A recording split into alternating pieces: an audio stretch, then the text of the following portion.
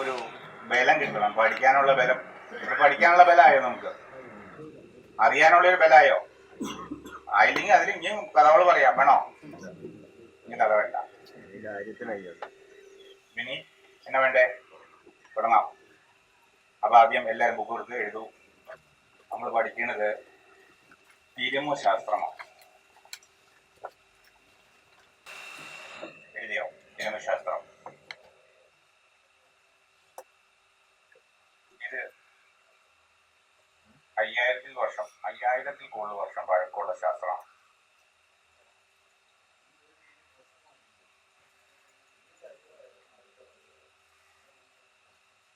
ആദ്യ ഗുരു ശിവം ആണ്. ശിവം എന്ന് വിശദീകരിക്കാൻ പോയാൽ നമ്മൾ ഇന്ന് ക്ലാസ് തീർന്നില്ല. അതുകൊണ്ട് ശിവത്തെ നമ്മൾ വിശദീകരിക്കണില്ല. ശിവം എന്നാൽ ഉയർന്ന പ്രകൃതി എന്ന് മാത്രം വയ്ക്കുക. ഉയർന്ന പ്രകൃതി എന്ന് വെച്ചാൽ നമ്മുടെ ഭൂമിയിലെ ഏറ്റവും ഉയർന്ന ഭാഗം ഏതാ? ആകാശമല്ല, ഹിമാലയം. ഭൂമിയിൽ ഉയർന്ന ഭാഗം, അവിടുന്ന് മുതൽ പാദം വരെ, കന്യാകുമാരി പോലെ ഏറ്റവും താഴെയുള്ള ഭാഗം വരെ, ഇതാണ് ശിവം. ഈ പവറിനാണ് ശിവശക്തി എന്ന് പറയുന്നത്. അതിന് നമ്മൾ ചുരുക്കിയാണ് പറയണത്. അതിന് ശിവത്തിനെ വിശദീകരിക്കാനൊക്കെ പോയി കഴിഞ്ഞാൽ നമുക്ക് ഈ ക്ലാസ്സും നടക്കില്ല, 10 ക്ലാസ്സും നടക്കില്ല, നമ്മൾ എണീറ്റ് പോകില്ല. അതുകൊണ്ട് അതിലേക്ക് പോകണ്ട. അത് സാമാന്യമായിട്ട് വിശദീകരിക്കും. നമ്മൾ ശിവനിൽ കാണുന്ന ഫോട്ടോ കാണുന്നതും നമ്മൾ ധരിച്ചു വെച്ചേക്കുന്ന ഇതൊന്നും അല്ല ശിവം. ശിവം എന്ന് പറഞ്ഞാൽ ഹിമാലയം തലയായിട്ട് ഭൂമിയെ മുഴുവൻ ഉൾക്കൊള്ളിച്ചുകൊണ്ടുള്ള ഭാഗമാണ്. ആ പവറാണ് ശിവം. അതിന്റെ കുഞ്ഞു കുഞ്ഞു പവറുകളാണ് നമ്മൾ. അപ്പൊ നമ്മളും ശിവനാണ് എന്ന് മനസ്സിലാക്കാം. ഈ ശിവനാണ് ആദ്യം അറിവ് പാർവതിക്ക് കൊടുത്ത, സ്വന്തം ഭാര്യയ്ക്ക്.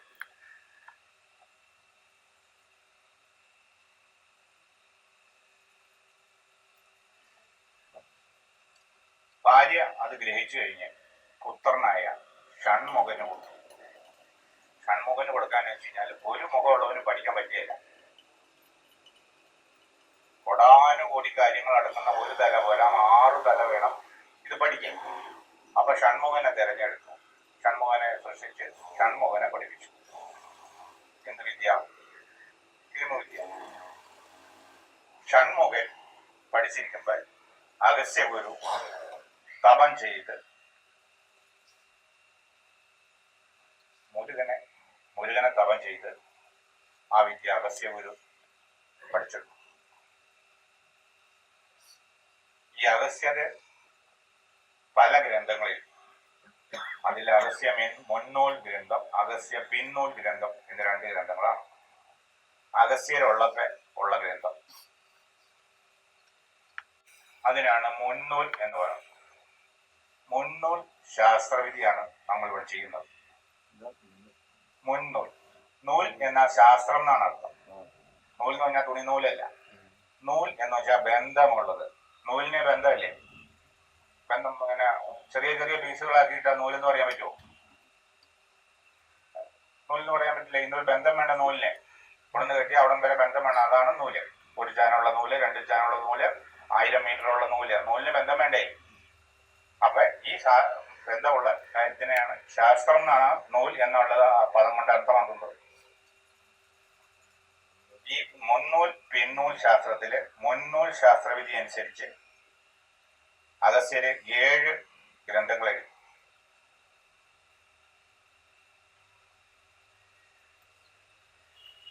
പുള്ളി ഇത് ആരെയും പഠിപ്പിക്കാതെ കൈവശം വെച്ചുകൊണ്ടിരിക്കുമ്പോൾ നല്ല ശിക്ഷനെ കിട്ടാൻ വേണ്ടി ഇരിക്കുമ്പോൾ ഭോഗർ മുനിയെ പഠിപ്പിക്കുക. ഭോഗറിനെ സെലക്ട് ചെയ്ത് പുള്ളിനെ ഈ ശാസ്ത്രം പഠിപ്പിച്ചു. ഭോഗർ പാടൽ എന്ന് പറയും. തമിഴ് ഭാഷയിലുള്ളതാണ്. ഭോഗർ മുനി, ഭോഗർ പാടൽ. ഭോഗർ പാടൽ എന്ന് പറഞ്ഞാൽ 500, ഭോഗർ 500, അങ്ങനെ ശ്ലോകങ്ങളുള്ള 500 ശ്ലോകങ്ങളുള്ള 1000 ശ്ലോകങ്ങളുള്ള ഒത്തിരി ഗ്രന്ഥങ്ങൾ എഴുതി. അതാണ് ഭൂമിയിൽ നമുക്ക് നേരിട്ട് കാണാവുന്ന ഗുരുവായിട്ടുള്ളയാൾ. അഗസ്ത്യരെ അങ്ങനെ നേരിട്ടൊന്നും കിട്ടൂല. ഭോഗരെ അത് കൂടുതൽ ജനങ്ങൾക്ക് കാണാനും പഠിക്കാനും അയാളിൽ നിന്ന് കാര്യങ്ങൾ അറിയാനും ആ ശിഷ്യ പരമ്പര കൈമാറി കൈമാറി അനേകം ഗ്രന്ഥങ്ങൾ എഴുതി.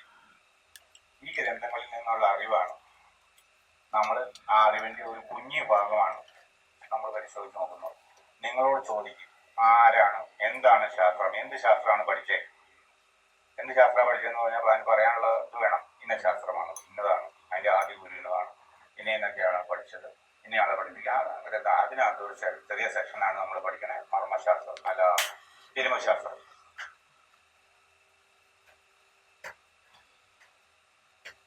എല്ലാം വ്യക്തമായിട്ട് എഴുതണം.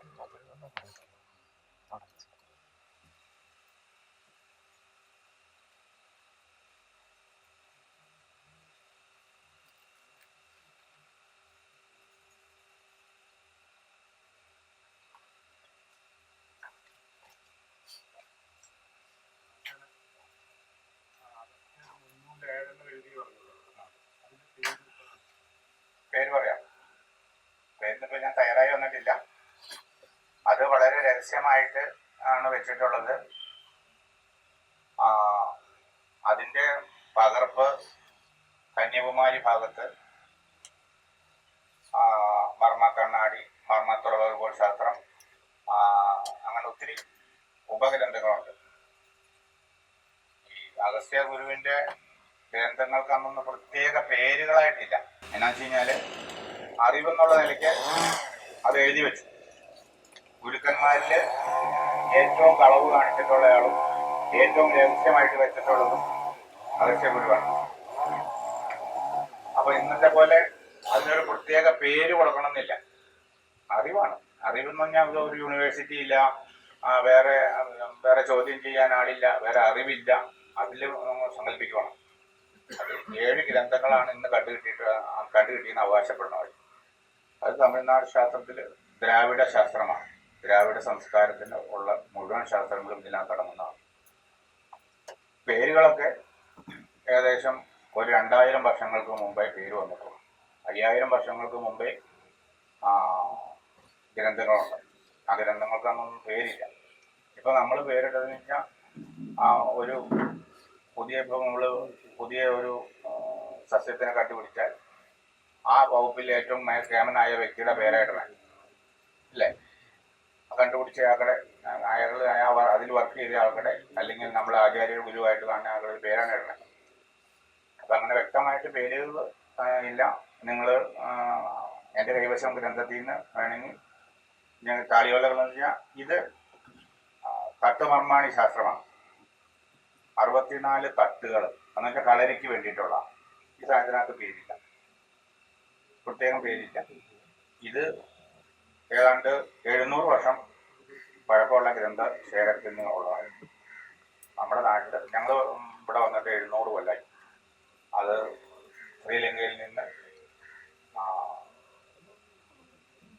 ശ്രീലങ്കയിൽ നിന്ന് പെരുമ്പടപ്പ് തമ്പുരാൻ നൗകയിൽ വന്ന് അവിടുത്തെ സാങ്കേതിക വ്യവസ്ഥ, മർമ്മങ്ങള്, ശാസ്ത്രങ്ങള്, വൈദ്യം അറിയാവുന്ന കുറെ വ്യക്തികളെ അവരുടെ ബോട്ടെ കയറ്റി നമ്മുടെ ആഴ്വാഞ്ചേരി എന്ന് പറഞ്ഞ സ്ഥലത്ത്, കോഴിക്കോട് മലപ്പുറം ജില്ലയിൽ ആഴ്വാഞ്ചേരി എന്ന സ്ഥലത്താണ് ആദ്യം വന്നത്.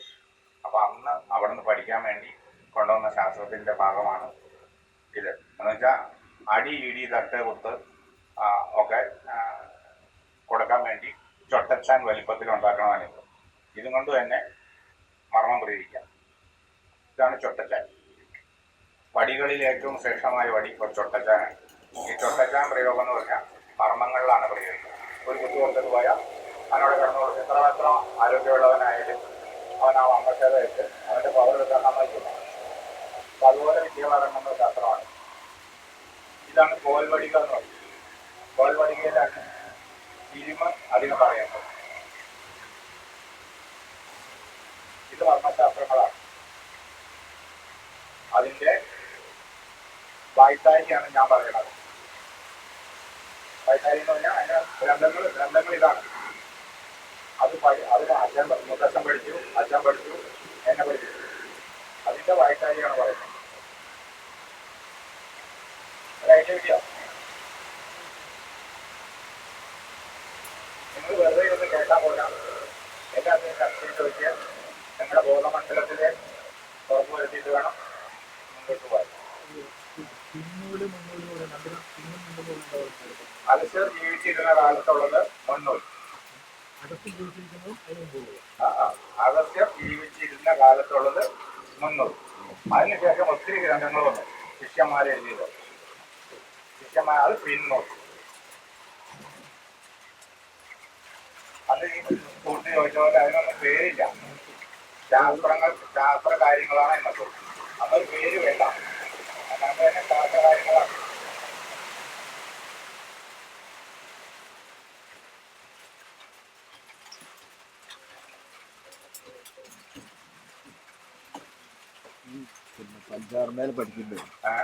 പഞ്ചാർമേൽ പഠിക്കുന്ന നേരം പിന്നെ 3 ഗ്രന്ഥങ്ങൾ പറഞ്ഞു. ചരക സംഹിത, സുശ്രുത സംഹിത, അഷ്ടാംഗ സംഗ്രഹങ്ങൾ. അത് ദ്രാവിഡ വഴിയാണ്, അല്ല ആര്യ വഴിയാണ്. ആര്യ വഴിയില് സുശ്രുതൻ, വാഗ്ഭടൻ,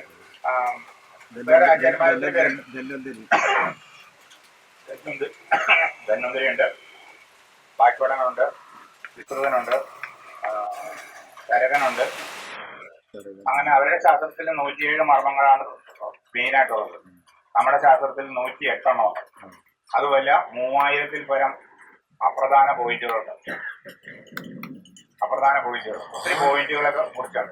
പോയിന്റിന്റെ പ്രസക്തി എന്നാന്ന് വെച്ച് കഴിഞ്ഞാല് പോലീസ് സ്റ്റേഷനിലുള്ള പ്രസക്തി അല്ല, നാട്ടിലുള്ള പ്രസക്തി. പോലീസ് സ്റ്റേഷൻ എന്നാ പ്രസക്തി എന്നറിയാം? തിരുവനന്തപുരത്ത് പോലീസൊക്കെ ആയിട്ട് വന്ന് ഉണ്ടെങ്കിൽ അവൻ പിന്നെ ഒരു കള്ളൻ, ഭയങ്കര ഓട്ടക്കാരൻ കള്ളൻ. അപ്പൊ ഈ നാട്ടില്, തിരുവനന്തപുരം നാട്ടില് പല കളവും നടത്തും. അന്ന് വണ്ടിയൊന്നുമില്ല, അസാമാന്യമായിട്ട് ഓടും.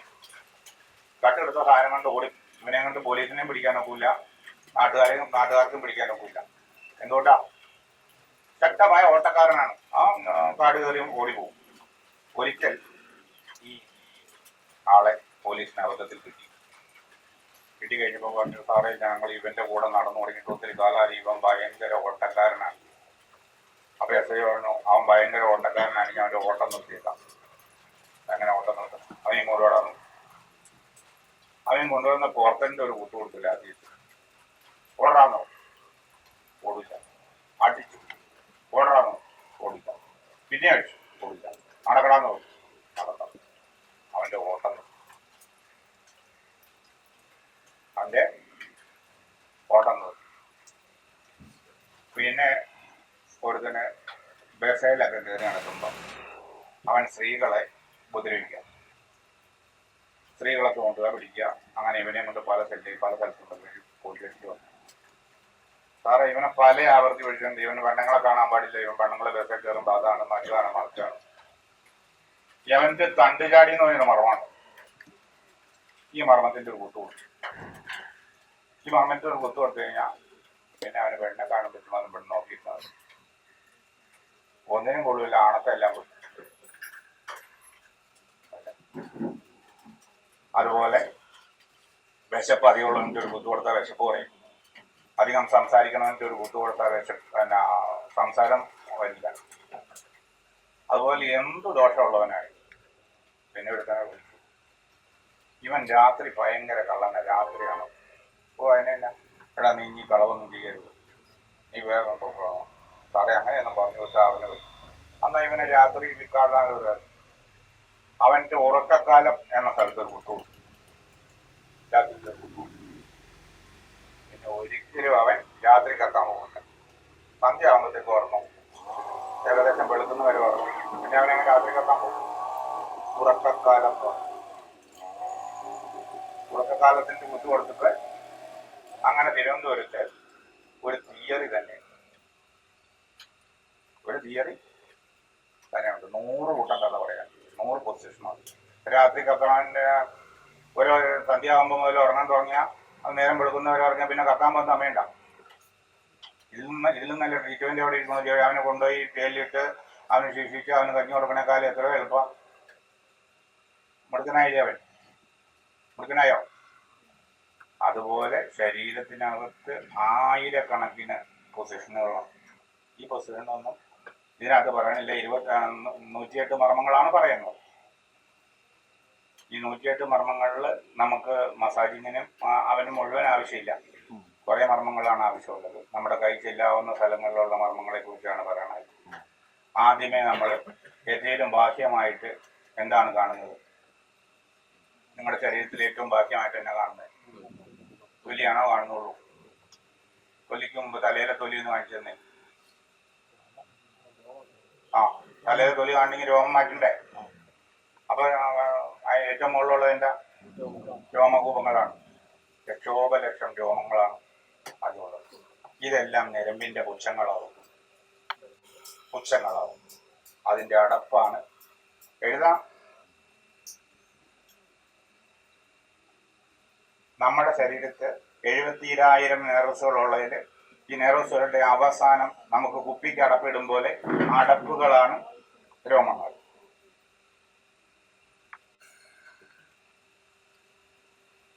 ഇപ്പൊ നമ്മൾ എവിടെ നിന്നല്ല പഠിക്കണേ? നമ്മൾ സൂക്ഷ്മമായി മുടിയുന്ന മുതലാണ് പഠിക്കുന്നത്.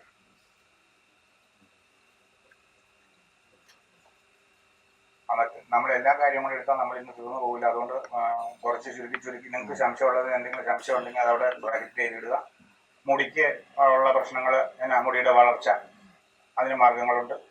മുടിക്ക് നിറം വരെ, മുടിക്ക് നരയ്ക്കാതിരിക്കാൻ, മുടിക്ക് കട്ടി വയ്ക്കാൻ, മുടിക്ക് കട്ടി കുറയാൻ, മുടി ചുരുളം മാറാൻ, അങ്ങനെ മുടിക്ക് സർവമാന കാര്യങ്ങളും തിരുമ്മം കൊണ്ട് സാധിക്കും. അടുത്തത് നമുക്ക് തൊലിയിലേക്ക് കയറാം. ദേഹം മുഴുവൻ പൊതിഞ്ഞു സൂക്ഷിക്കുന്ന ആദ്യത്തെ തൊലിയാണ് ഫേദിനി.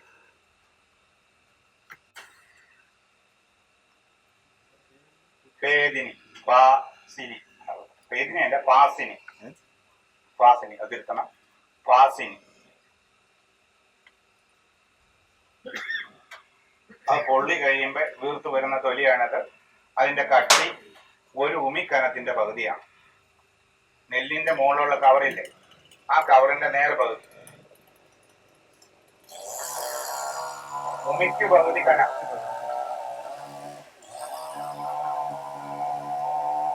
ഉമിക്ക് പകുതി കന. 1000 ലക്ഷോപലക്ഷം തുളകളുള്ള പാസിനി എന്ന തൊലിയാണ് ഏറ്റവും ആദ്യം കാണുന്നത്. പാസിനിക്ക് ഒത്തിരി പ്രത്യേകതകളുണ്ട്. പേപ്പട്ടി വിഷം തൊക്കിച്ചാടിയാ കയറി പോവില്ല. അത് പൊട്ടിക്കണം, പട്ടിക്ക് അടിച്ചു കൊടുക്കണം, എന്നാലാണ് കയറി പോകുന്നത്. ഒത്തിരി അണുക്കളെ, ലക്ഷോപലക്ഷം അണുക്കളെ തടുക്കാനുള്ള കഴിവ് പാസിനിക്കുണ്ട്. അപ്പൊ നമുക്കുടെ ശരീരത്തിനകത്ത് നമുക്ക് അന്തരീക്ഷത്തിൽ നിന്ന് വരുന്ന ആവശ്യമുള്ളതിനെ സ്വീകരിക്കാനും ആവശ്യമില്ലാത്തതിനെ തടഞ്ഞു നിർത്താനും ആദ്യത്തെ ലെയർ തൊലിയാണ് പാസിനി.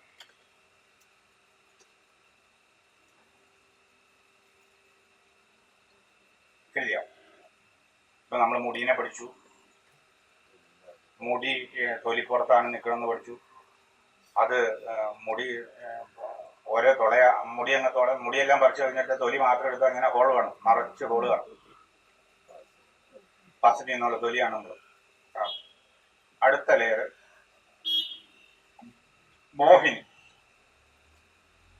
മോഹിനി എന്ന ലെയറാണ്. പിന്നെ ആ തൊലിയിൽ തിരുമുകാരം പഠിക്കേണ്ടത്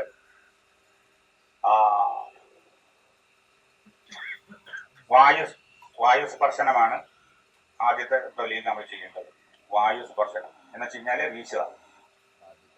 ആദ്യത്തെ തൊലി ഏറ്റവും പറയും.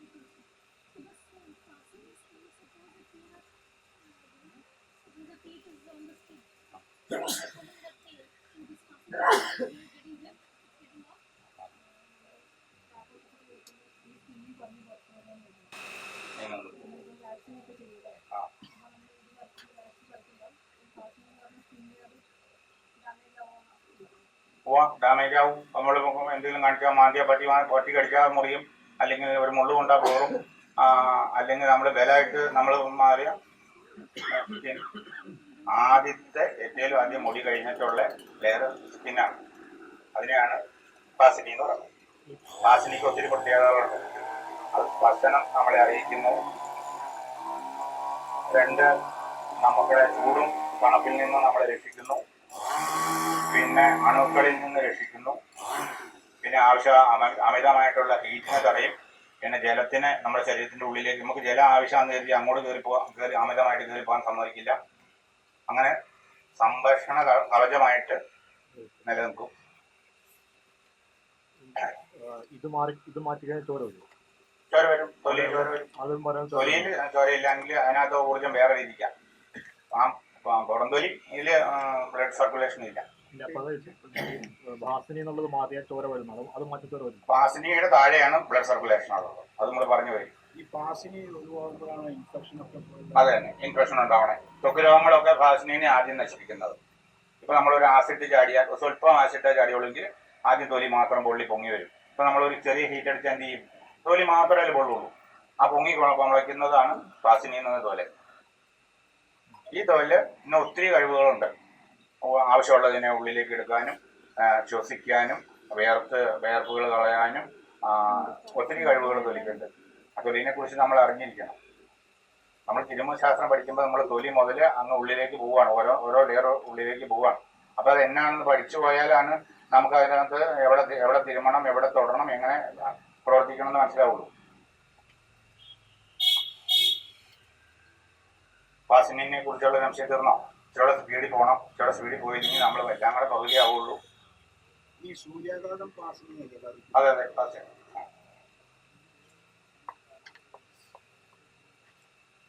അടുത്ത ലെയർ മോഹിനി. മോഹിനിയുടെ കട്ടി എന്ന് പറയുന്നത് മുതിര എന്ന് പറഞ്ഞ ധാന്യം കണ്ടല്ലോ. മുതിരയുടെ കനമാണ് ഭാസിനി എന്ന മോഹിനി എന്ന തൊലിക്കുള്ളത്. രണ്ടാമത്തെ നമ്പർ ഇട്. ഈ മോഹിനികളിൽ ഞരമ്പിന്റെ നാഡീഞരമ്പുകളുടെ പുച്ഛമാണ്. ഞാൻ ആദ്യം പറഞ്ഞില്ലേ, രോമങ്ങൾ ഓരോ അടപ്പുകളാണെന്നും അത് ഓരോ കുഞ്ഞു വളരെ നേർത്തതായ നെർവസുകളാണ് ബ്ലഡ് വന്ന് നിൽക്കുന്നത്. അവിടെ മുറിഞ്ഞാൽ ആണ് ബ്ലഡ് വരുള്ളൂ. ഈ തൊലി മുറിഞ്ഞിട്ട് തൊട്ട് താഴെ മുറിഞ്ഞാലാണ് അന്ന് ബ്ലഡ് വരുള്ളൂ. ബ്ലഡിന്റെ ആദ്യത്തെ രേഖ മോഹിനിയാണ്.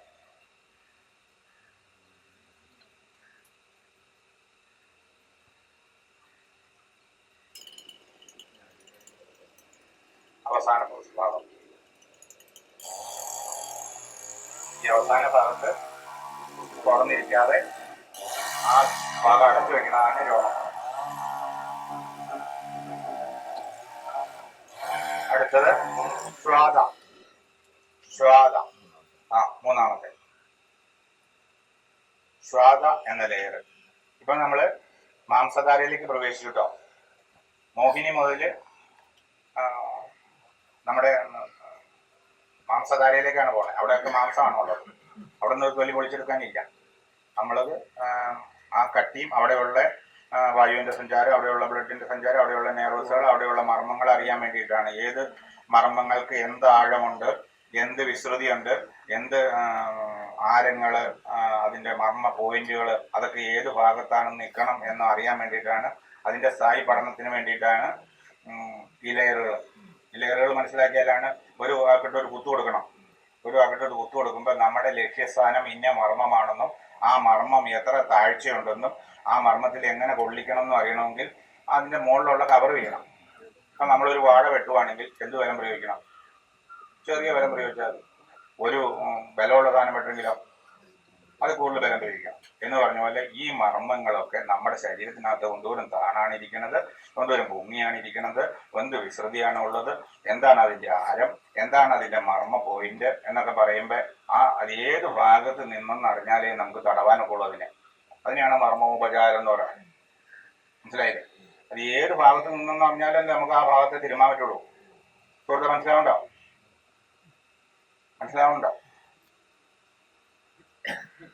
ഇതെന്തിനാ ഇതൊക്കെ പറയാനും മനസ്സിലാവണില്ലേ? നമ്മളിനി തുടർന്ന് പഠിക്കുമ്പോൾ അല്ലെങ്കിൽ നിങ്ങൾക്ക് തുടർന്ന് അന്വേഷിക്കുമ്പോൾ ഈ മർമ്മങ്ങൾ വന്ന് നിൽക്കുക. മർമ്മത്തിന് ഒത്തിരി കാര്യങ്ങളുണ്ട്. ഒന്ന് മർമ്മ ബിന്ദു, ആ മർമ്മത്തിന്റെ ഏറ്റവും പ്രധാനപ്പെട്ട ബിന്ദു.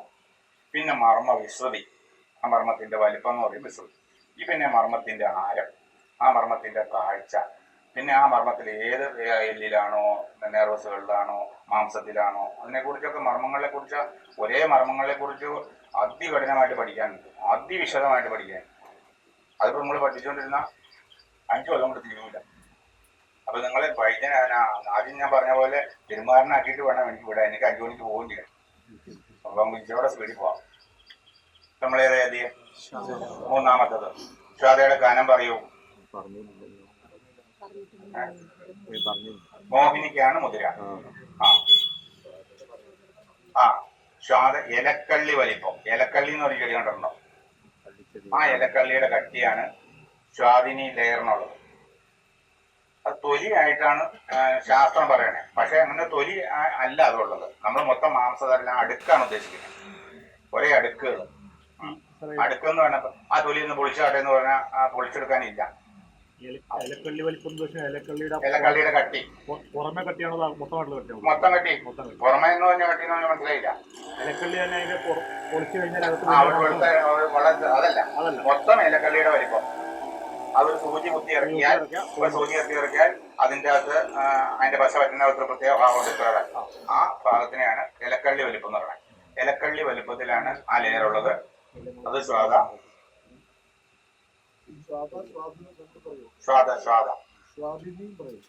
സ്വാദിനിന്നും പറയും. അടുത്തത് നാലാമത്തത് താമ്ര.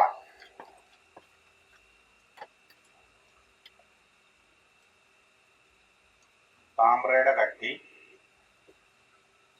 2 അങ്കുലം വലിപ്പമാണ്. 2 അങ്കുലം. അങ്കുലം എന്ന് വെച്ചാൽ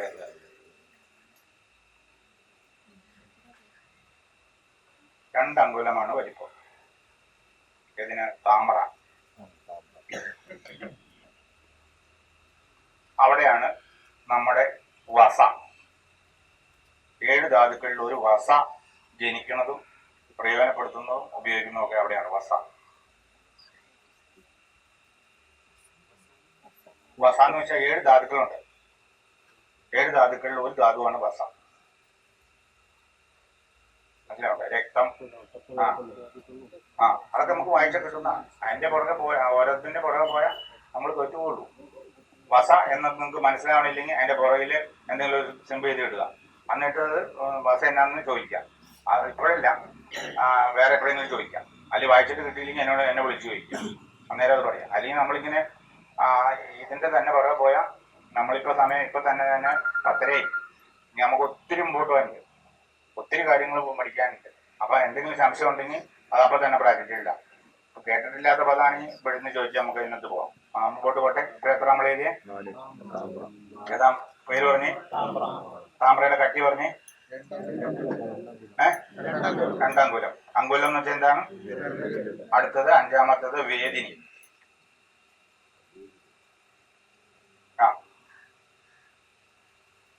വേദിനി എന്ന ധാര, വേദിനി എന്ന ത്വക്ക് അല്ലെങ്കിൽ മാംസധാര, ലെയറുകൾ. മാംസധാര എന്ന് എഴുതിക്കോ. വേദിനി എഴുതി. വേദിനിയുടെ 3 അങ്കുലമാണ് അതിന്റെ പരമാവധി കട്ടി. വലിഞ്ഞിരിക്കുന്നവർക്ക് ആ കട്ടി കുറഞ്ഞു പോകും കേട്ടോ. നന്നായിരിക്കുന്ന ആൾക്ക് പോലെ നമുക്ക് അളക്കാനൊക്കെ ഇല്ല. അത് എനിക്കാകെ തൊലി ഇത്ര ഉള്ളൂ, അല്ലെങ്കിൽ എന്റെ മാംസം ഇത്ര ഉള്ളൂ എന്ന് പറഞ്ഞാൽ അങ്കുലം 3 അങ്കുലം വരല്ലേ? 3 അങ്കുലം. അത് സാമാന്യ ബുദ്ധി വെച്ച് മനസ്സിലാക്കണം. മെലിഞ്ഞിരിക്കുന്ന ആളെയും വളരെ മെലിഞ്ഞ് നിന്നിട്ട് അവനെ 3 അങ്കുലം പേരിൽ അയാൾ ആശാൻ പറഞ്ഞ തൊലിയിലെന്ന് പറഞ്ഞാൽ മെലിയണേന്റെ അനുസരിച്ച് എല്ലാം ഒതുങ്ങി വരുമെന്ന് അർത്ഥം. അതാണ് നമുക്ക് പൊളിച്ചെടുക്കാൻ സാധിക്കില്ല. അതിനെ ആശാന്മാർ പഠിക്കണേ, പഴയ കാലത്ത് പഠിക്കുന്നതെന്ന് വെച്ചാല് ശവം വെള്ളത്തിലിടും. ശവം വെള്ളത്തിലെടുത്തിട്ട് രോമം കൊണ്ട് തൂക്കും. അപ്പൊ ഈ വെള്ളത്തിലേക്ക് ഈ മാംസങ്ങളൊക്കെ അലന്ന് പോയിക്കൊണ്ടിരിക്കും. അപ്പൊ ഓരോ ഭാഗങ്ങൾ ഇങ്ങനെ പഠിക്കും. മനസ്സിലാവല്ലോ? നമ്മള് ഒരു ചത്ത ബോഡി കിട്ടിയിട്ടെങ്കിൽ അത് വെള്ളത്തിലിടും. വെള്ളത്തിലിടുമ്പോ ചീഞ്ഞ് കഴിഞ്ഞിട്ട് ആ ചീഞ്ഞ ഭാഗം എടുത്ത് പയ്യെ തൂക്കും. തൂക്കുമ്പോ ഈ വെള്ളത്തിലേക്ക് അലന്ന് പോകും. അലന്ന് പോകുമ്പോ അവിടുത്തെ ഓരോ പൊസിഷനുകളും മനസ്സിലാവും. അങ്ങനെയാണ് പഴയ കാലത്ത് അവർ മനസ്സിലാക്കുന്നത്. അതിങ്ങനെ പ്രഷം കൊണ്ട് തൂക്കും. പ്രഷം കൊണ്ട് തൂക്കുമ്പോൾ ആദ്യത്തെ തൊലി പോയി, പിന്നെ രണ്ടാമത്തെ തൊലി പോയി, മൂന്നാമത്തെ തൊലി പോയി. അപ്പോഴാണ് അവിടെ ഒരു റൗണ്ട് പോലെ സാധനം കാണുന്നു, അവിടെ ഒരു ഞരമ്പിന്റെ വലിപ്പം കാണുന്നു, ഒരു അസ്ഥിയിലേക്ക് ചെന്ന് മുട്ടിയിരിക്കുന്നത് കാണുന്നു. അതെല്ലാം നമുക്ക് കണ്ടു പഠിക്കുന്നത് അങ്ങനെയാണ് പഴയ കാലത്ത്. അങ്ങനെയാണ് ഇത് നിശ്ചയിച്ചു വെക്കണേ. ആ വേദനയുടെ മർമ്മവലിപ്പം എത്രയാ? 3 അങ്കുലം. അടുത്തത് 6ാമത്തത് രോഹിണി. രോഹിണിയുടെ വലിപ്പം 3 അങ്കുലമാണ്. ഞരമ്പുകളെല്ലാം വരുന്നത് വലിയ ബ്ലഡ് സർക്കുലേഷൻ്റെ കൂടിയ ബ്ലഡ് സർക്കുലേഷനുള്ള നെർവസുകളെല്ലാം വരുന്നത്. ഏറ്റവും കൂടുതൽ അശുദ്ധ രക്തം പോകുന്ന ഞരമ്പുകളും. അശുദ്ധ രക്തം പോകണമെന്ന് വെച്ച് കഴിഞ്ഞാൽ ഇപ്പം നമുക്കൊരു മുറിവ് കിട്ടി, ഈ വേദനയിൽ വരെയാണ് മുറിവ് എത്തിക്കണമെങ്കിൽ ഈ അശുദ്ധ രക്തം കൊണ്ട് അവിടെ ഉണ്ടാകുന്ന കാര്യത്തിന് വേണം നമ്മൾ ചികിത്സിക്കാൻ. മനസ്സിലാവുണ്ടോ? ആ മുകളിലോട്ടുള്ള മുറിവിന് അത്രയും പ്രാധാന്യമില്ല. അങ്ങ് താഴെ വരെ മുറിഞ്ഞിട്ടുണ്ടെങ്കിൽ അവിടെ നിന്ന് ബ്ലഡിനകത്ത് ദുഷിച്ച വസ്തുക്കളെല്ലാം അവിടെയുണ്ട്. അപ്പോൾ ആ ദുഷിച്ച വസ്തുക്കൾ അവിടുത്തെ കോശങ്ങളെ നശിപ്പിക്കും. പഴുക്കാനുള്ള ഇടവുണ്ട്, അവിടെ ഇൻഫെക്ഷൻ ഉണ്ടാകാനും അവിടെ വേറെ പ്രശ്നങ്ങളൊക്കെ ഉണ്ട്. അപ്പോൾ അതിനുള്ള കരുതൽ വേണം. ഈ കരുതൽ കിട്ടാൻ വേണ്ടിയിട്ടാണ് നമ്മൾ ആ ഭാഗത്തെക്കുറിച്ച് പഠിക്കുന്നത്. ആ ഞരമ്പ് അവിടെ എന്ത് ഞരമ്പാണ് വരുന്നത്, അവിടെ എന്ത് ഓക്സിജനാണ് വരുന്നത്, അവിടെ വശുദ്ധ രക്തം പോകുന്നുണ്ടോ, അവിടെ മർമ്മങ്ങളുണ്ടോ, ആ മർമ്മങ്ങളുടെ വലിപ്പം അവിടെയുണ്ടോ, അതിനെപ്പറ്റി ഒരു വിശദമായ പഠനങ്ങളുണ്ട്. അത് എത്രയാമത്തെ നമ്മൾ എഴുതിയ? അടുത്തത് മാംസം. ആ ലെയറിന്റെ പേര് മാംസധാര എന്നാണ്. അത് എല്ലിനോട് ഏറ്റവും ചേർന്നുള്ള ഭാഗത്തെയാണ്. അതിനകത്ത് സ്നായുക്കളാണ് അധികമുള്ളത്. അശുദ്ധ രക്തവും ശുദ്ധരക്തവും പോകുന്ന ഞരമ്പുകളുണ്ട്. 17ഓളം മർമ്മങ്ങൾ അതിനകത്ത് അടങ്ങുന്നുണ്ട്.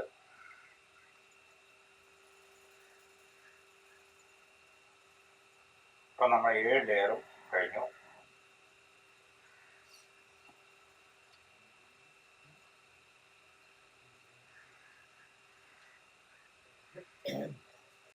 ഇനിയിപ്പോൾ നമ്മൾ തൊലി കഴിഞ്ഞിട്ട് വീണ്ടും ഏറ്റവും പുറത്തെ തൊലിയിലേക്ക് വരുവാണ്. ഏറ്റവും പുറത്തെ തൊലിയിൽ വരുമ്പോൾ അവിടെ പ്രാണസഞ്ചാരമാണ്. ഈ 7 സ്ഥലത്തേക്കിടെയും പ്രാണസഞ്ചാരമാണ് ഉള്ളത്. അതിൽ ആദ്യം പ്രാണനുകളെ കുറിച്ച് പറയാം. വാസിനിയൊക്കെ തൊലിയിൽ അവിടെ നിർത്തി. തൊലിയിൽ നിന്ന് അവിടെ നമ്മൾ തിരിച്ച് വീണ്ടും ഏറ്റവും പുറത്തേക്ക് പറഞ്ഞിട്ട് വേണം എഴുതാൻ. ദശപ്രാണൻ.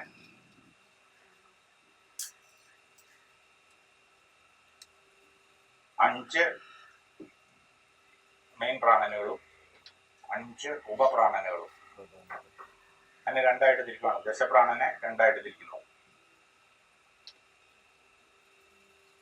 അതിലേറ്റവും പ്രധാനപ്പെട്ടതാണ് പ്രാണൻ എന്ന പേരോടുകൂടി അറിയപ്പെടുന്നത്.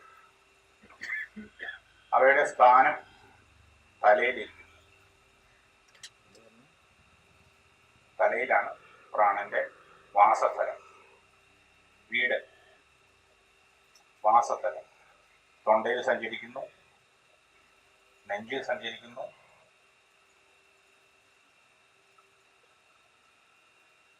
മറ്റു വായുക്കളുടെ കൂട്ടുപിടിച്ച്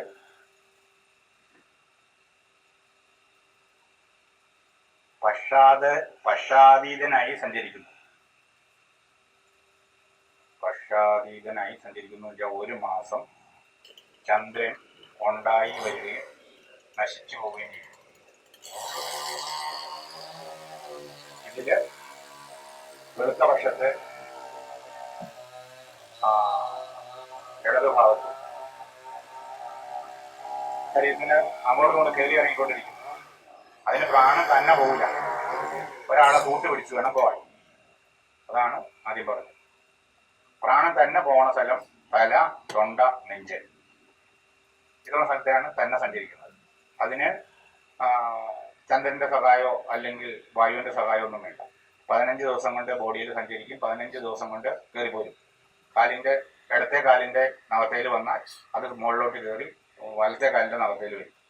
അതിങ്ങനെ രാജാവായിട്ട് സഞ്ചരിച്ച് ശരീരത്തിന്റെ എല്ലാ അവയവങ്ങളുടെയും പോഷണം, അവിടുത്തെ ഉദ്ദീപനങ്ങൾ നടത്തും.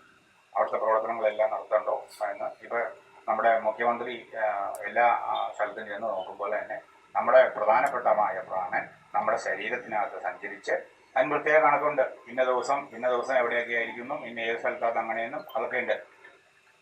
അതൊന്നും തൽക്കാലം നമുക്ക് തിരുമിന് വേണ്ട, അതുകൊണ്ട് അതിലേക്ക് പോകണമെന്നില്ല. അപ്പം പ്രാണന്റെ സഞ്ചാരം തന്നെ സഞ്ചരിക്കുന്നത് തൊണ്ടയിലും നെഞ്ചിലും തലയിലും സഞ്ചരിക്കും. അവന്റെ പ്രവർത്തനം, ബുദ്ധി പ്രവർത്തിക്കുക തലയിലിരിക്കുമ്പോൾ, ഹൃദയം പ്രവർത്തിക്കുക ഹൃദയത്തിലിരിക്കുമ്പോൾ, ലങ്സും മറ്റു ഭാഗങ്ങളും ഒക്കെ നെഞ്ചിൽ ഇരിക്കുമ്പോഴും പ്രവർത്തിക്കുക. അത് പ്രവർത്തനം, അവന്റെ നിയന്ത്രണത്തിലാണ് പ്രവർത്തനം.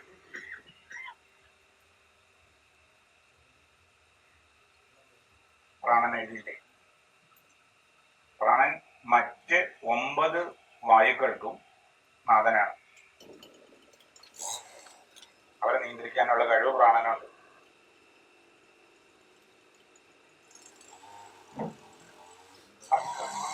ഒമ്പതെണ്ണത്തിന് 10എണ്ണത്തില് രാജാവ് അവനാണ്. ആ രാജാവ് മറ്റു താഴെയുള്ളവരെ നിയന്ത്രിക്കുമെന്ന് അർത്ഥം. രണ്ടാമത്തത് ഉദാനൻ.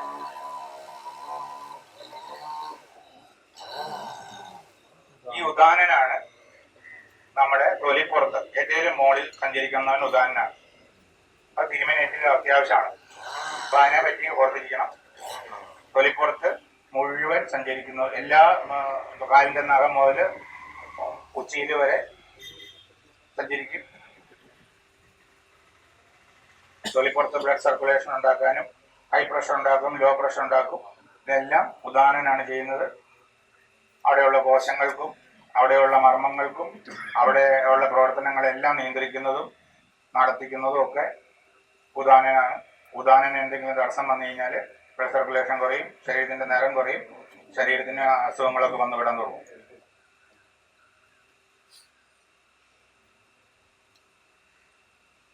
അതിൻ്റെ ഉറച്ചു നിൽക്കുന്ന ഭാഗം നെഞ്ചിലിരിക്കും, മൂക്കിലിരിക്കും, തൊണ്ടയിൽ വരും, പൊക്കിൾ സ്ഥാനത്ത് വരും. തൊണ്ടയിലിരിക്കുമ്പം സംസാരം, മൂക്കിലിരിക്കുമ്പം ശ്വസനചലനം,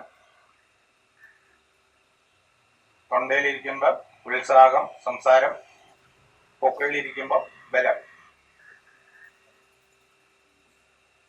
ഇതൊക്കെ ശരിയാണോ എന്ന് എങ്ങനെ അറിയാം? നെഞ്ചിലിരിക്കുമ്പോ പറഞ്ഞേ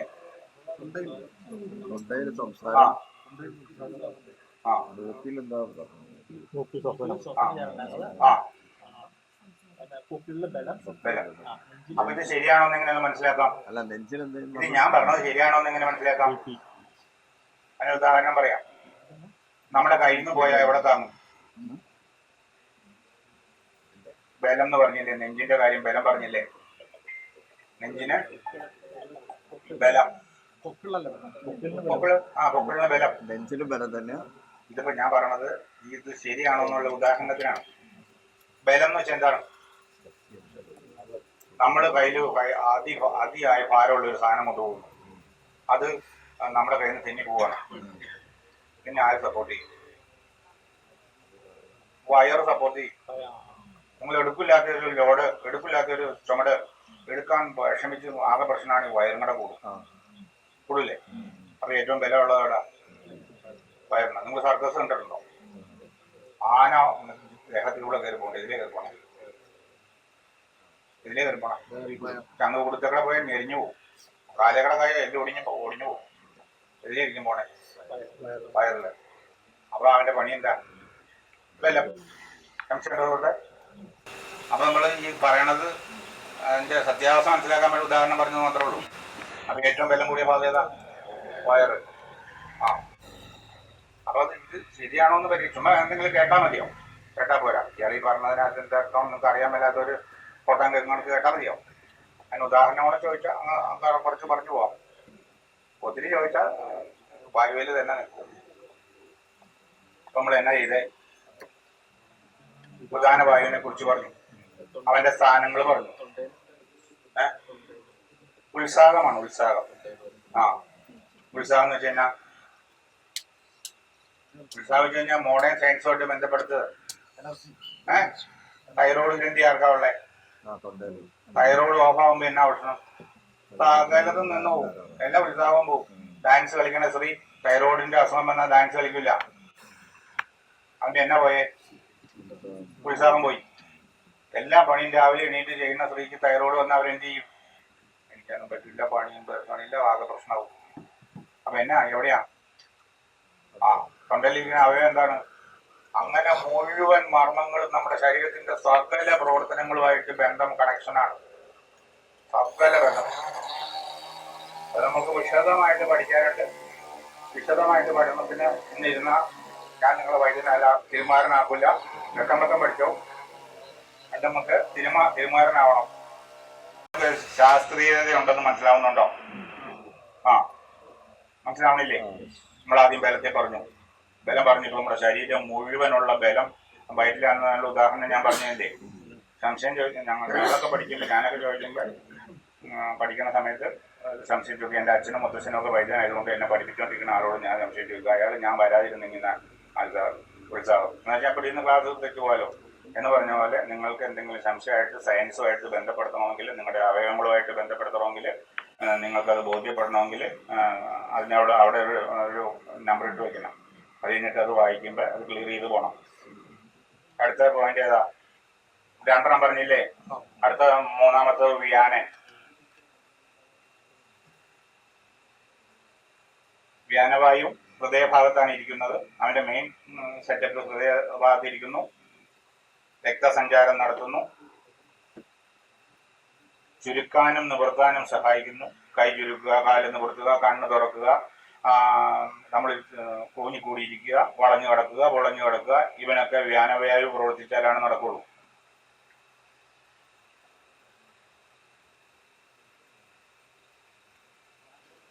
മനസ്സിലായോ?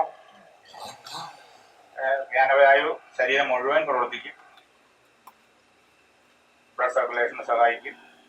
ശരീരങ്ങളുടെ മൂവ്മെന്റുകൾക്ക് ശരീരം സഹായിക്കും. കണ്ണ് തുറക്കാൻ, കണ്ണ് ചിമ്മാൻ, ഇവനൊക്കെ വ്യാനവായു വേണം.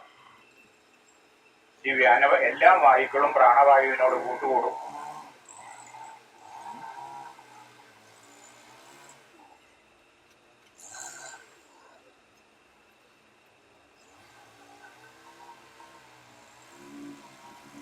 അടുത്തത് 4-മത്തത് സമാനൻ. സമാനവായു വയറിലാണ് ഇരിക്കുന്നത്. ദാഹം, വിശപ്പ്, ദഹനം ഇവയൊക്കെ ഉണ്ടാക്കുകയും മൂത്രമായിട്ട് തിരിക്കുകയും മലമായിട്ട് തിരിക്കുകയും വയർ സംബന്ധമായ എല്ലാ പ്രവർത്തനങ്ങളെയും നിയന്ത്രിച്ച് ഉപാപചയ പ്രവർത്തനത്തിനെ സഹായിക്കുന്നവനാണ് വ്യാനൻ. അതല്ല സമാനൻ.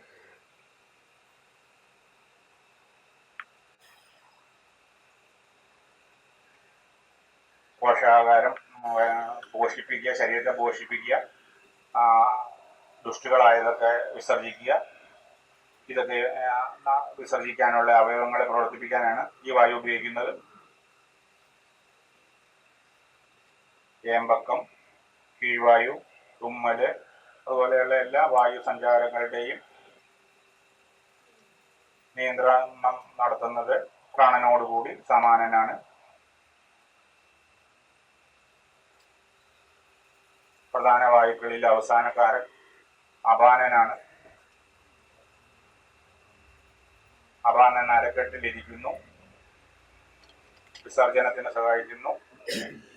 വൻകുടലിലെ മൂവ്മെന്റുകളെല്ലാം അവനാണ് ചെയ്യുന്നത്. കുടൽ മൂവ്മെന്റുകളെല്ലാം എനിക്ക് വയറ്റിൽ നിന്ന് പോകുന്നില്ല. അപ്പൊ അപാനവായുവിനെയാണ് തിരുമേണ്ടത്. അപാനവായുവിനെ തിരുമിയിട്ടുണ്ടെങ്കിൽ കുടൽ മൂവ്മെന്റ് ഉണ്ടാവും, മല മൂവ്മെന്റ് ചെയ്യാൻ തുടങ്ങും. സ്ത്രീകൾക്ക് മാസമുറ ഉണ്ടാക്കുക, രക്തം വെളിക്കളയുക, അത് 7 ദിവസം കഴിയുമ്പോൾ തടഞ്ഞു വയ്ക്കുക. ഇതൊക്കെ ചെയ്യുന്നത് അപാനാണ്.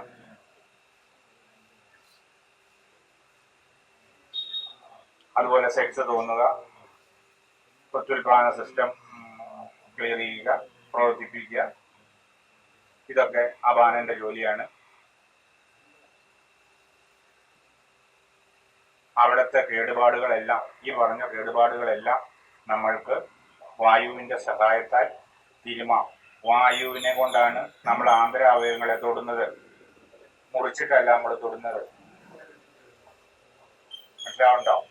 നമ്മുടെ കുടലിനകത്ത് ആമാശയത്തിനെ തിരുമണമെങ്കിൽ ആമാശയ വായുവിനെ പ്രത്യേകം എടുത്ത് ആ വായുവിനെ തിരുമി കഴിയുമ്പോൾ ആ ആമാശയത്തിനകത്തുള്ള പ്രവർത്തനങ്ങൾ ശരിയാവാൻ തുടങ്ങും. ആമാശയത്തിന് ചുറ്റുമുള്ള ബ്ലഡ് സർക്കുലേഷൻ ശരിയാവാൻ തുടങ്ങും. അവിടെയൊക്കെ നമുക്ക് തൊടാൻ പറ്റും. ആന്തരാവയവങ്ങളിൽ നമുക്ക് തൊടാൻ പറ്റും. മർമ്മങ്ങളുടെ സഹായത്താലും വായുവിന്റെ സഹായത്താലുമാണ് നമ്മുടെ ആന്തരാവയവങ്ങളെ നമ്മൾ തിരുമുന്നത്. ഞാൻ പറഞ്ഞില്ലേ മജ്ജയെ തിരുമാൻ പറ്റുമെന്ന്. മജ്ജയെ തിരുമാൻ പറഞ്ഞാൽ മജ്ജ കീറിയിട്ട് അല്ല നമ്മൾ തുടങ്ങാൻ. നമ്മൾ തുടങ്ങാൻ എങ്ങനെയാ? വായു കൊണ്ട് മർമ്മങ്ങളുടെ സഹായത്താൽ അത് തുടങ്ങാൻ.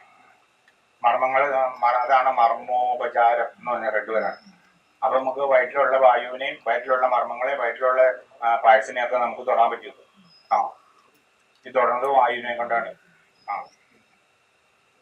ഇതൊക്കെ നിങ്ങൾ ചോദിക്കേണ്ട സംശയങ്ങളാ. ഇതെല്ലാം സംശയങ്ങളെല്ലാം തീർത്തുകൊണ്ടിരുന്ന നമ്മളിപ്പോൾ ഒരു സ്ഥലത്ത് തീർക്കില്ലാത്തൊരു കണ്ടീഷനാണ്. അപ്പൊ ഏകദേശം നമുക്ക് ഒരു ധാരണകൾ കിട്ടുകയും ചെയ്യണം. മനസ്സിലായില്ലേ?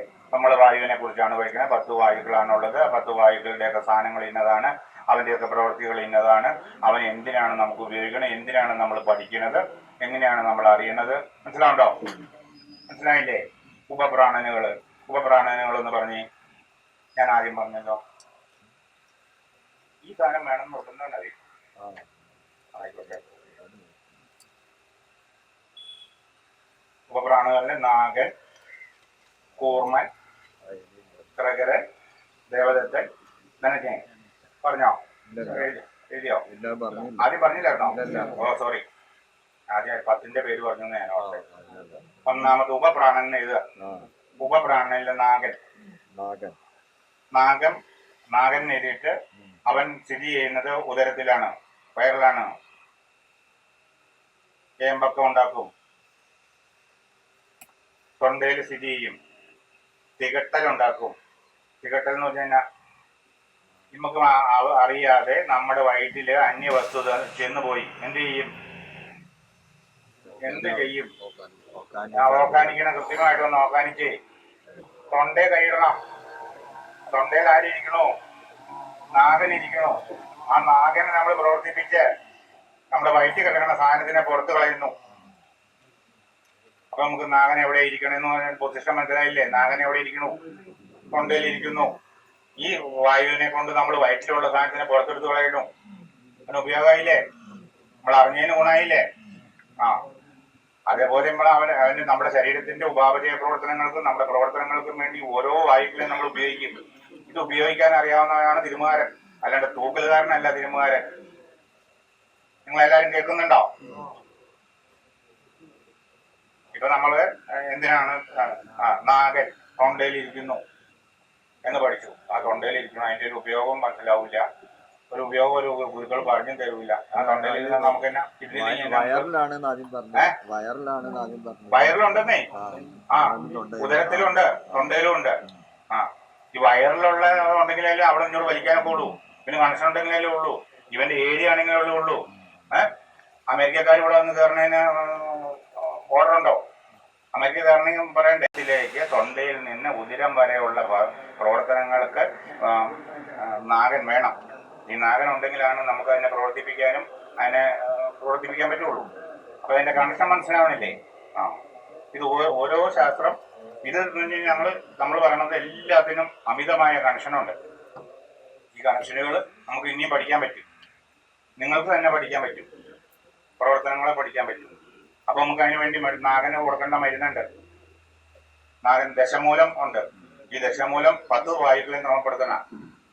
നാഗൻ പിണങ്ങി നിൽക്കുവാണെങ്കിൽ ഞാൻ മരുന്ന് കൊടുത്താൽ അത് നേരെയാവും. വയറ്റിൽ നിങ്ങൾ പോരില്ല. ഛർദ്ദിക്കാൻ എല്ലാവർക്കും സാധിക്കുമോ? അപ്പൊ അവന്റെ പ്രവർത്തനം സാധിക്കാനുള്ള മരുന്നുണ്ട്. പഞ്ചവർണ്ണയിൽ ഛർദ്ദിക്കാൻ മരുന്നില്ലേ? അപ്പൊ ആരാ പ്രവർത്തിക്കണേ?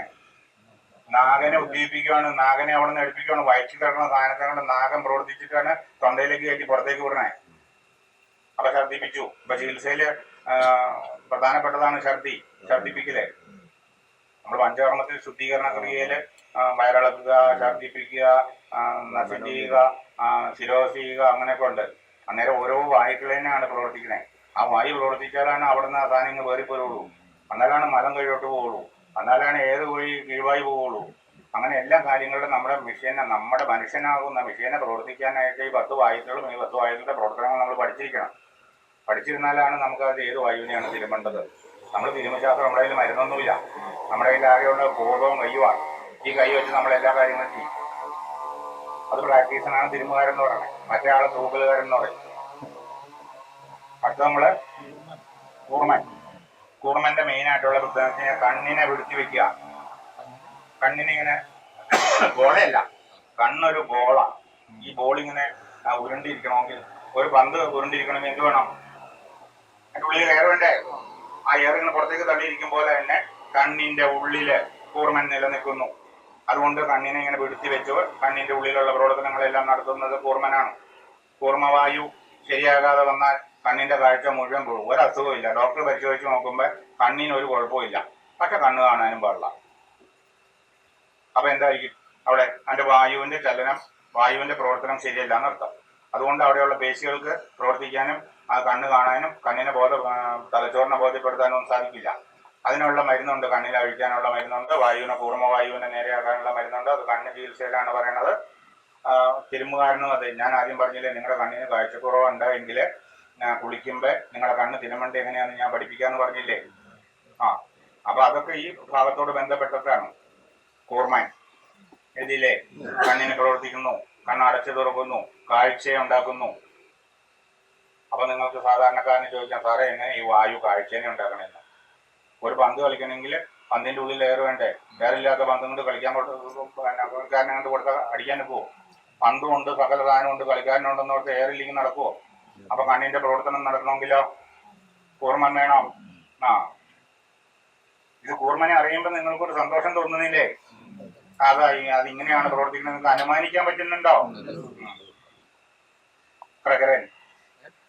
അടുത്തത് മൂന്നാമത്തത് ക്രകരൻ.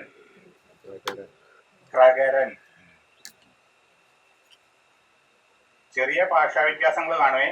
ഭാഷാ വ്യത്യാസങ്ങൾ കാണുമെന്ന് വെച്ച് കഴിഞ്ഞാല് ഞാൻ പറഞ്ഞില്ലേ, ഒത്തിരി പഴകിയ ഒരു സാധനത്തിനാണ് നമ്മൾ എടുക്കണേ. നമുക്ക് എളുപ്പമുള്ള മാർഗങ്ങളുണ്ട്, ശിശ്രുതന്റെ ഉണ്ട്, ചരകന്റെ ഉണ്ട്, വാക്വടന്റെ ഒക്കെ ഉണ്ടെങ്കിൽ നിങ്ങൾക്ക് ആ പദങ്ങളൊക്കെ കുറച്ചുകൂടെ സ്പീഡിൽ തോന്നാം, പഠിക്കാൻ പറ്റും. ഇത് നമ്മള് ഒത്തിരി പഴയ സാധനം പഠിക്കാൻ, അതുകൊണ്ട് ഒത്തിരി വേറെ ഗുണങ്ങളുമുണ്ട്. എന്നാ നമ്മൾക്ക് പ്രകടനല്ലേ പറഞ്ഞേ? പ്രകടനം ഉപപ്രാണനിൽ എത്രാമത്തെയാണ്? 3-ാമത്തെയാണ്. തൊണ്ടയിൽ സ്ഥിതി ചെയ്യുന്നു, തൊണ്ടയിൽ വർക്ക് ചെയ്യുന്നു, ഉദരത്തിലും വർക്ക് ചെയ്യുന്നു, തുമ്മലുണ്ടാക്കും, ദാഹം ഉണ്ടാക്കും, വിശപ്പുണ്ടാക്കും. ഈ ക്രകരൻ ഈ ഉപപ്രാണൻ എന്ന് പറയാൻ എന്നാ കാരണം? ഉപപ്രാണനുകൾ മെയിൻ പ്രാണനോടുകൾ ചേർന്നാണ് പ്രവർത്തിക്കുന്നത്. അവന് തന്നെയായിട്ട് ഇപ്പൊ ഒത്തിരി ഡ്യൂട്ടി ഉണ്ടെങ്കിൽ കുറെ ഡ്യൂട്ടികൾ ഇവന് തിരിച്ചു കൊടുക്കും. അതുകൊണ്ടാണ് അവനെ പ്രത്യേകം പറയണത്. ശരിയാവും. വിശപ്പുണ്ടാക്കും, ദാഹം ഉണ്ടാക്കും, തുമ്മലുണ്ടാക്കും. ഇതൊക്കെ അവന്റെ ജോലികളാണ്. അപ്പുറത്തും പറഞ്ഞിട്ടുണ്ടെങ്കിലും ഇവർ രണ്ടുപേരും കൂടെ കൂടിയാണ് ആ വർക്ക് തീർക്കണേന്നർത്ഥം. മനസ്സിലാവുണ്ടോ? അടുത്തത് ദേവദത്തൻ. നെഞ്ചിലാണ് നിലനിൽക്കുന്നത്, തൊണ്ടയിലാണ് സഞ്ചരിക്കുന്നത്. വായിക്കോട്ട വിടണമെങ്കിൽ ദേവദത്തൻ വേണം, ഉറങ്ങണമെങ്കിൽ ദേവദത്തൻ വേണം. ഞാൻ പറഞ്ഞില്ലേ, നിങ്ങളെ ഞാൻ തണുപ്പിച്ചുറക്കാം. അപ്പൊ ആ വായുവിനെ എനിക്ക് നിയന്ത്രിക്കാനും പ്രവർത്തിപ്പിക്കാനും എനിക്കറിയാം. അതുകൊണ്ടാണ് നിങ്ങളെ തണുപ്പിച്ചുറക്കാന്ന് പറഞ്ഞേ.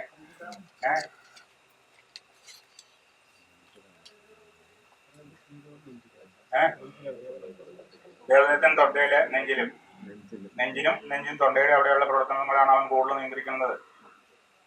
അടുത്തത് മരിച്ചു കഴിഞ്ഞിട്ട് നിലനിൽക്കുന്നവനാണ് ധനഞ്ജയൻ. അസ്ഥിക്കുള്ളിലാണുള്ളത്. ശരീരത്തെ വീർപ്പിക്കുക, പൊട്ടിക്കുക, അസ്ഥിയിലേക്ക് കാൽസ്യത്തെ വലിച്ചു കൊണ്ടുവന്ന് അസ്ഥിനെ പോഷിപ്പിക്കുക, മജ്ജയെ പോഷിപ്പിക്കുക. ഇപ്പൊ ധനഞ്ജയൻ അവസാനത്തെ വായുവിനെ കുറിച്ചാണ് പറയണത്. സ്പീഡിൽ പോയില്ലെങ്കിൽ പറയൂ, സംശയമുള്ള ചോദിക്കൂ. ധനഞ്ജയൻ ശരീരം മുഴുവനുണ്ട്. മരണശേഷം നിലനിൽക്കുന്ന വായുവാണ്. ഹൃദയത്തിലുമുണ്ട്, തലയോട്ടിക്ക് ഉള്ളിലുണ്ട്. ഹിന്ദു ആചാരപ്രകാരം സഞ്ചയനം എന്ന് പറഞ്ഞൊരു ക്രിയയുണ്ട്. ആ. ഈ സഞ്ചയനത്തിന്റെ ദിവസമാണ് വായു ഈ ധനജ്ഞയൻ വെളിയിൽ വരുന്നത്. വെളിയിൽ നിൽക്കുന്നതായ മറ്റു വായുക്കളെയെല്ലാം ഒന്നിപ്പിച്ചിട്ടാണ് ഹിന്ദു ആചാരപ്രകാരം ഇവനെ ശിക്ഷയ്ക്ക് വിടുന്നത്. ഇവൻ ചെയ്ത സൽക്കർമ്മങ്ങൾക്കും ദുഷ്കർമ്മങ്ങൾക്കും ഈശ്വരനുള്ള ശിക്ഷ കിട്ടണമെങ്കിൽ ഇവിടുന്ന് ഈ വായുവിനെ എല്ലാവരെയും കൂടെ കൂട്ടിവിടണം. ഈ വായു കൂടെ കൂട്ടിവിടുമ്പോഴാണ് ഈ വായുവാണ് പോയി നമ്മൾ സ്വർഗത്തിൽ ചെന്ന് ശിക്ഷകളും ഇതെല്ലാം അനുഭവിക്കണേ. നമ്മുടെ ശരീരമൊന്നും കൊണ്ടുപോകുന്നില്ല, നമ്മുടെ വായുവാണ് കൊണ്ടുപോകണേ. പിന്നെ വേറൊരു പറയാനുള്ളത്, പ്രാണന്റെ ഭക്ഷണം ധർമ്മമാണ്.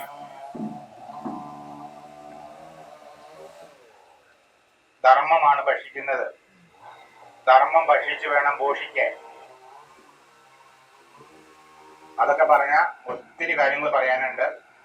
വായുവിന്റെ ഭക്ഷണം എന്ന് പറഞ്ഞാൽ പ്രാണൻ.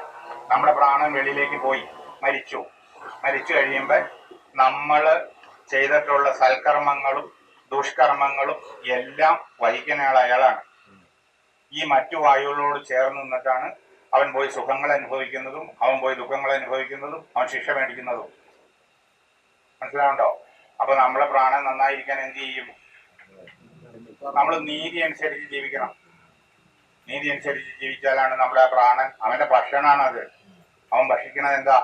നമ്മൾക്ക് സൽക്കർമ്മം ചെയ്യുമ്പോൾ അവൻ അത് ഭക്ഷിക്കും, ദുഷ്കർമ്മം ചെയ്യുമ്പോൾ അതും ഭക്ഷിക്കും. എന്നിട്ട് ഇവൻ ആണ് ശിക്ഷ മേടിക്കുന്ന ആള്. അപ്പൊ ഇവൻ വന്നാലേ ഞങ്ങൾക്ക് ഹിന്ദു ആചാരപ്രകാരം ഇവനും കൂടെ കൂട്ടിച്ചേർത്താലേ വായുവിന് സഞ്ചാരഗതി കിട്ടുള്ളൂ. അതൊക്കെ സയൻസുമായിട്ട് ഒത്തിരി ബന്ധമുള്ള, നമ്മൾ പൂർണ്ണമായിട്ട് പഠിക്കണില്ലാത്തതുകൊണ്ടും അറിയണില്ലാത്തത് കൊണ്ടാണ്. ഇവരെ കണക്ട് ചെയ്തിട്ടാണ് ശാന്തിമാര് മന്ത്രം ചെല്ലുമ്പോൾ ഓരോ പ്രാണനുകളെ ആവാഹിച്ച് പിടിച്ച് അവയെ ഒന്നാക്കിയിട്ട് ഇവനെ ശിക്ഷാ നടപടികൾക്ക് വേണ്ടി വിടും. ഇല്ലെങ്കിൽ അത് ദുരാത്മാവായിട്ട് ചുറ്റിയലയും. അത് ഒന്നാകുന്നത് വരെ അതിന് കാലയളവുണ്ട്. ഒന്നാകുന്നത് വരെ ചേർന്ന് ഒന്നായി ചെന്ന് പിന്നെ ചെന്നിട്ട് വേണം അവന് പുനർജന്മമൊക്കെ കിട്ടണമെങ്കിൽ. അതൊന്നും നമ്മുടെ വിഷയമല്ല. നമ്മുടെ വിഷയം നമ്മൾ തീരുമാനമാകുക എന്നുള്ളതാണ്. ഇപ്പൊ നമ്മൾ വായുവിനെ പറ്റി പഠിച്ചു, വായു തീർന്നു.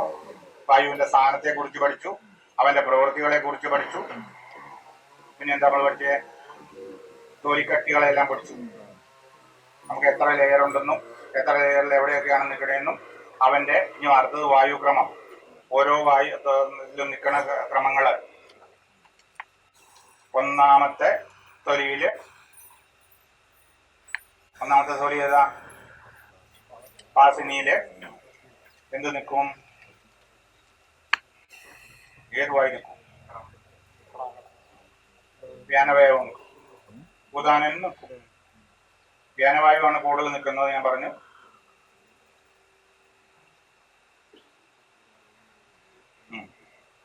ബാക്കിയുള്ളത് ക്രമപ്രകാരം നിൽക്കും. അസ്ഥിയിൽ വരുമ്പോ അവര് തന്നെ ചെയ്യാൻ നിൽക്കും.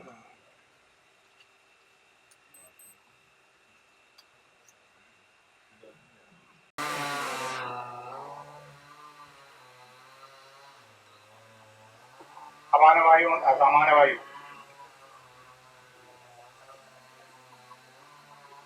അവരുടെ ഉപവായു കൂടെ അതിന്റെ കൂടെ പ്രവർത്തിക്കും. അവരുടെ ഉപവായു സമാനമായ സ്വഭാവങ്ങളോട് കൂടി അവർ അതിന്റെ കൂടെ പ്രവർത്തിക്കും. അത് ഞാൻ ഈ പറഞ്ഞ ക്രമം പോലെ തന്നെയാണ്. അത് നിങ്ങൾക്ക് അത് ചേർത്ത് വെക്കാവുന്നതേ ഉള്ളൂ. ഈ 1, 2, 3 എന്നുള്ള വായുവിന്റെ ക്രമം പോലെ തന്നെയാണ് മറ്റേ ത്വക്കിന്റെ ക്രമം പോലെ തന്നെയാണ് വായുവിന്റെ ക്രമവും. മനസ്സിലായില്ലേ? ഒന്നില് വ്യാനൻ ഉദാനം, 2 അപാനം സമാനം, മൂന്നാമത്തെ ധാരയിലാകുമ്പോ നാഗനല്ല മുഖ്യപ്രാണനും ഉപപ്രാണനുകളും പ്രവർത്തിക്കും. സമാനൻ 3ാമത്തെ ധാരയിലും പ്രവർത്തിക്കും. 4ാമത്തെ അല്ലേ?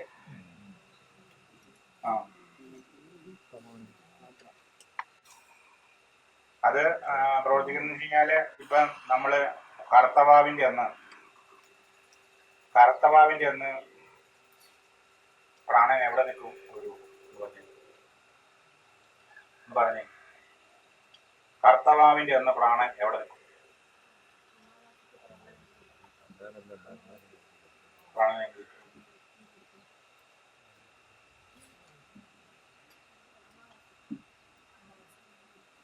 ഭർത്തവാവ് ചന്ദ്രൻ ഇല്ലാത്ത ദിവസം ഇടത്ത് തന്തവരലയിൽ വെക്കും. ഈ വാവുകൾ അങ്ങോട്ടും ഇങ്ങോട്ടും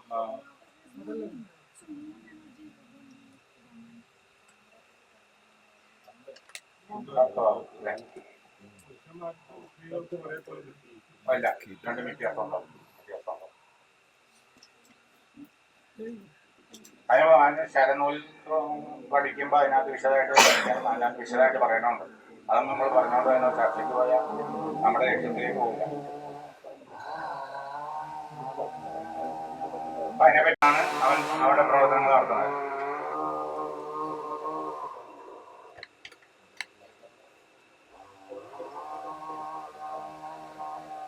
ജോഡിയായിട്ടാണ് പ്രവർത്തിക്കുന്നത്.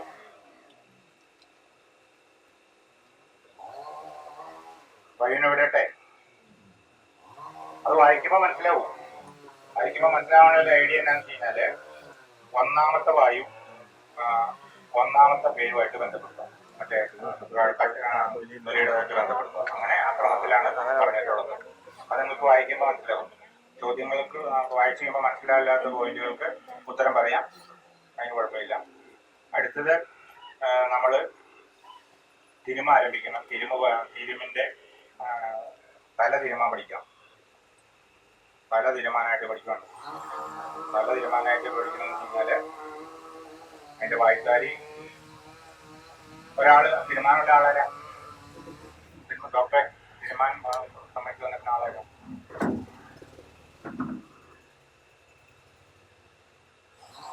ഒരു സ്റ്റൂള്